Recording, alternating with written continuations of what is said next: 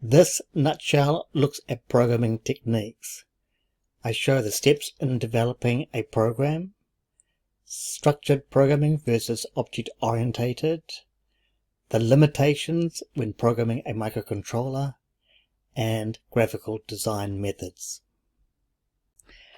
If you find this nutshell helpful, please consider liking the video and subscribing to the channel. Learning to write code is one of the hardest things that students find in this topic. Eventually, you will get to a point where you understand the process, but initially you will find it hard. However, there are some steps that will help you. Firstly, avoid prematurely starting to write the code itself. You should write pseudocode and the structure or state diagram, focusing on the design phase first. Define the problem, use brief notes on paper, whiteboard, or digital notes. Identify the key steps, what are the inputs, the processes, and the outputs. Use a top-down approach where you look at the overall structure first before going down into more detail. Use pseudocode where you write the program in English without concerning yourself about the syntax. Use the fundamental code structure, sequence, selection, and iteration. Then convert this pseudocode into a structure or state diagram. Refine your design and update your diagrams, finalizing your diagrams before you code. When you are debugging, you have syntax errors where your program violates the language rules and it won't compile. Compiler warnings that give potential problems with the code, and runtime errors where the code fails during execution. Programming is an iterative process, so expect your code to change as it develops. And finally, maintain clear documentation, keep the structure or state diagrams, and use useful comments within the code. You should write good code, which has a clear, well-defined structure where you use functions to organize the code into tasks. It should be modular. The code should be in small, manageable functions. It should be structured. Each function should have only one entry and one exit point. Avoid using the goto and break commands to exit loops or functions. The code should be simple and easy to understand. It should be readable. You do that by using meaningful function and variable names and provide good comments.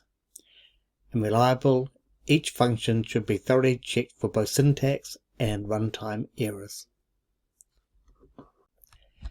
Software design methods can be broken down into structured or object-oriented programming. Structured programming uses a top-down procedure where the program is developed starting at the highest level and broken down into methods or functions. These functions can then be broken down into smaller, low-level functions that perform a specific task. These low-level functions can be individually tested and debugged. Once all the functions are created, they are combined together to form the complete program.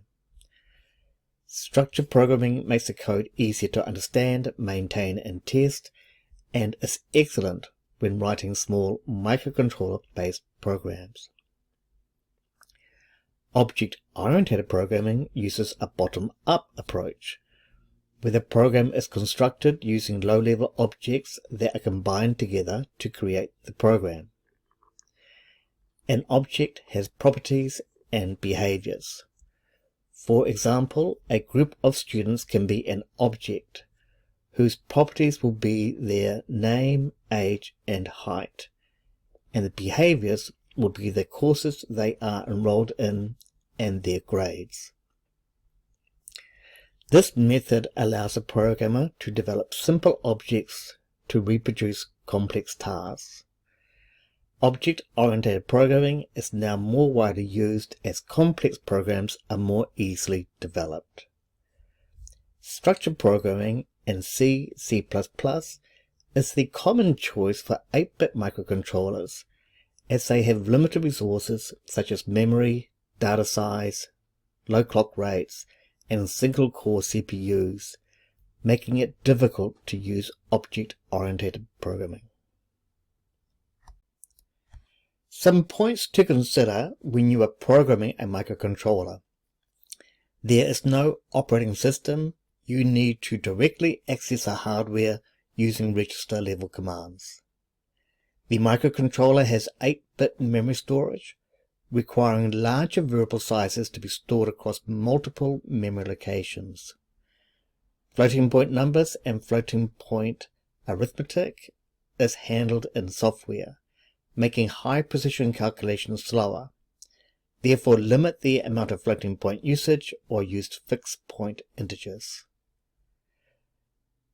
Low clock speeds make microcontrollers unsuitable for computational intensive tasks. There is limited memory for both program and data storage.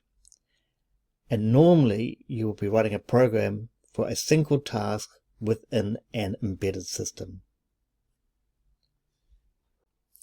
We will use graphical programming methods for our design. There are several methods, each with their own strength and weakness. Some common methods are flowcharts, structured diagrams, state diagrams, data flow diagrams, and UML diagrams. In these nutshells, we will use structure diagrams and state diagrams. The structure diagram, sometimes called a design structure diagram, shows the structure of the program with the code flowing from top to bottom, left to right. This method creates well-structured code. State diagrams have discrete states with an event causing a transition from state to state. The state is shown as a circle, and an arrow will show the next state the code will transition to when an event occurs.